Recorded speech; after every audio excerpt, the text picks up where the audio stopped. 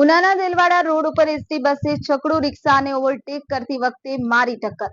ગાંધીનગરથી દીવ જતી બસે ઓવરટેક કરતી વખતે રિક્ષાને પાછળના ભાગેથી ટક્કર મારી. છકડું રિક્ષા પલટી મારતા રિક્ષામાં સવાર મુસ્લિમ પરિવારના સભ્યોને થઈ ઈજા.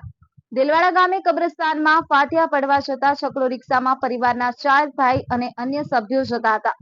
છકડો રિક્ષામાં 4 ભાઈઓ, 3 સ્ત્રીઓ અને 2 બાળકો હતા સવાર. અકસ્માતમાં ઘાયલ થયેલા લોકોને 108 મારફત ઉનાની ખાનગી હોસ્પિટલ ખસેડવામાં આવ્યા. વોઇસ ઓફ ગીર ન્યૂઝ સાથે રાકેશ દવે, ગીર સોમનાથ.